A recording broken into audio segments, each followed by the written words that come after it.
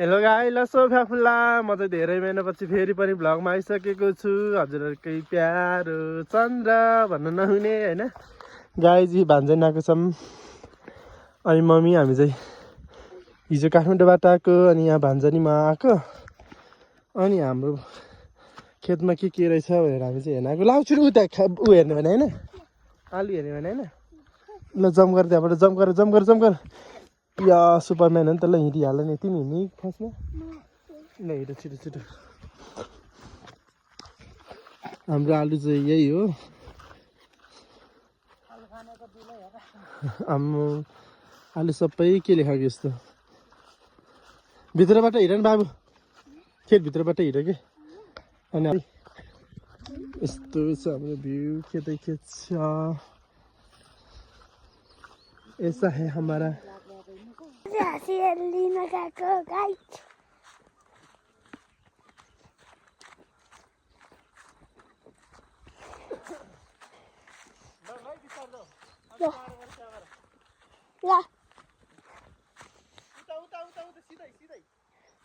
सिधै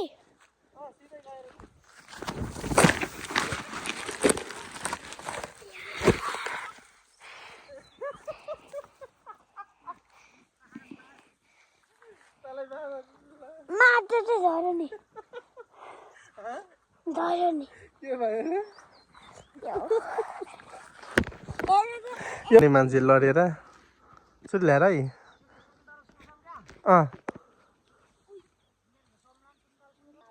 थिएन ए है लडेको है अघि भर्खर नसहमत ओइ लड्दाखेरि नै यो लैटर चाहिँ बोक। ल गाई चाहिँ म चाहिँ यो मम्मीले जस्तो यो गाउँ काट्न लागेको हरियो मामा चाहिँ गाईको लागि गाउँ काट्दैछ अनि यस्तो छ गाईको लागि खाना। हाम्रो लागि छैन भनेर होइन, गाईको लागि खाना। पक्का क्या राम्रो भ्यू छ त मामा, राम्रो भ्यू छ त है। हिमालहरू को स्टेप यहाँ देखेको छु त। यो खाइरहेको छु। यो के हो रे खास? केरा हो? केरा कसले? केराको दाना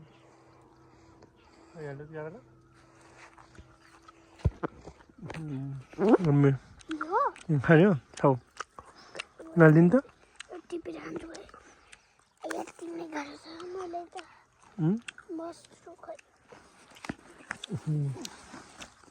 गाला खानु हो कि यस्तो यसमा भित्र अलिक केरा छ नि त, त्यही केरा खाने हो।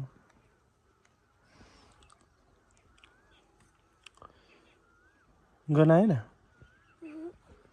त्यो भित्र त्यो दुईटा नङ्ग्ली गर न त्यसरी।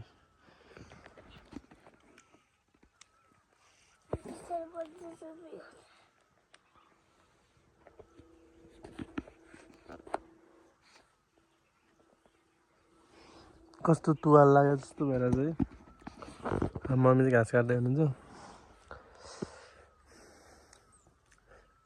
आलु निस्केर बसेर रहेछ यार बाबु। या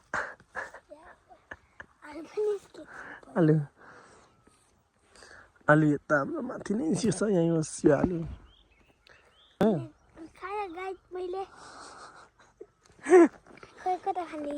देख भुइँमा अर्को आलु, यो आला चाहिँ खाऊ न। यो आलामा धेरै गेडा छ। ला खै त्यो कहाँ काट्यो मैले अघि भएर थियो त यो आला।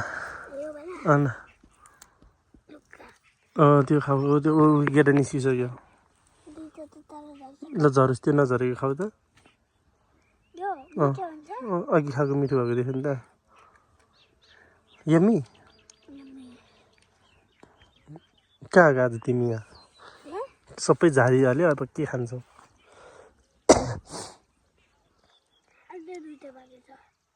त्यो नझर्कन है, मिठो हुँदो रहेछ। यस्तो चाहिँ गाइस हाम्रो खेत चाहिँ यिनीहरू नै हो। घर जान लाग्यो मैले। यो एउटा मोटो बोकेँ मम्मीले त्यो भारी बोक्दै हुनुहुन्छ तेलो वजा हाँसी होटी ख्यापले आइला हाँसेगालाम ख्याप चाहिँ होटी कहाँ जाने घर जाने है त साथीहरू हामी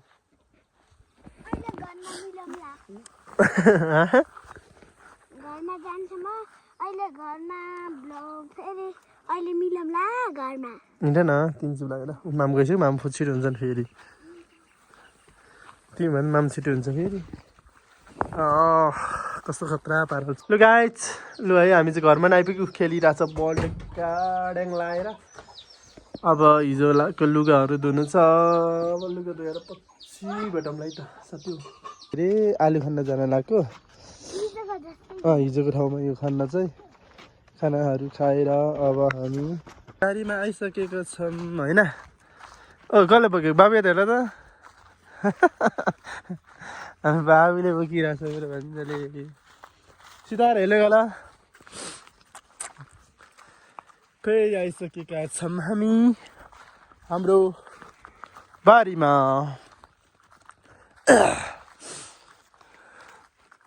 बाबु कस्तो भइरहेछ तिमीले डोको बोक्दा गाह्रो त भएको छैन नि सिधा पारेर बोल न बोक न बोल न भन्छ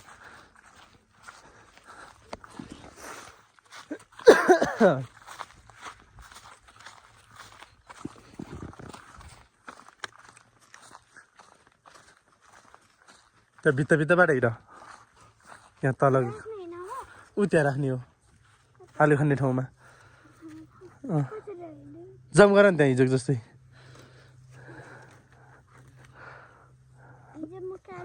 उताबाट हिँड नि त्यही बाटो हिँड तरबाट होइन भित्ताबाट हिँड त्यताबाटै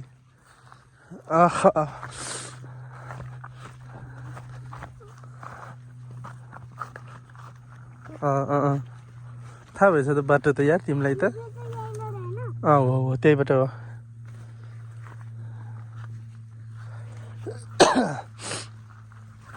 अलि अगाडि लगेर लु लु लु लु लु लु भनेको त हो यतातिर राखे नि हुन्छ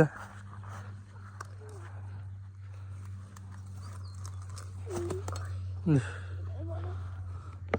भयो गाइज हामी चाहिँ खेतमा आइपुगिसक्यौँ अब यहाँ आलु खन्नुपर्ने हुन्छ अनि घाँस काट्नुपर्ने हुन्छ तिमी चाहिँ के लगेर भाग्यो है त्यस्तो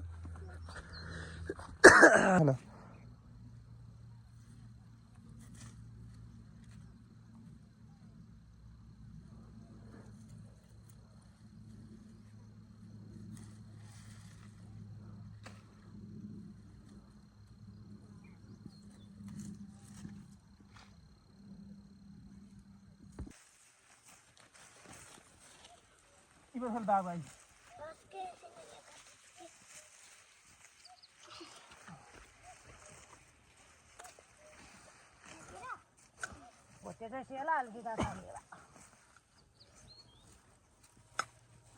आलु कस्तो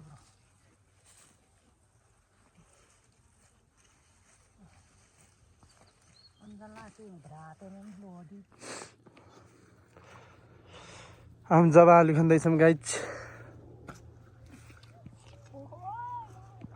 हाम्रो मम्मीजी इधर है भन्जे इधर है सिद्धार्थ के त्यस्तो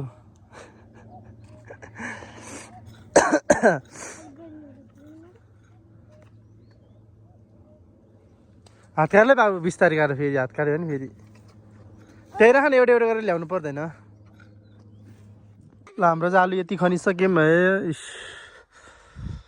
अब यति बाँकी छ यति अब पऱ्यो भोक लाग्यो होइन ल साथीहरू अब हामी यो बोरामा चाहिँ सानो सानो हालेछ यतै चाहिँ अलिक ठिक्का ठिक्काको भनौँ ल अब घर जाने नि त गाइज ल गाइजहरू अब घर गएर भेटौँला होइन त भारी बोकेर घरमा हिँडिसक्यौँ है न बाबु तिमी बोक न यसरी भन हिजो जसरी यहाँ माथिबाट ओइ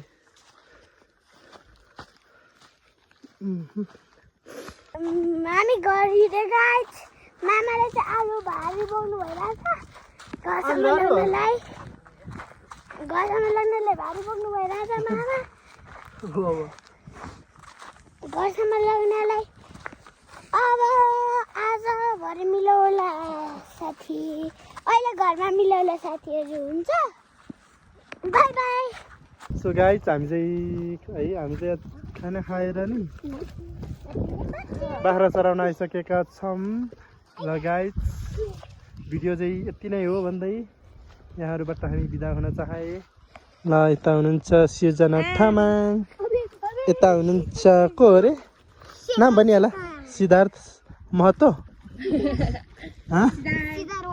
ए के गरेको भाइ ल गाइज बाई बाई गरेँ मैले बाई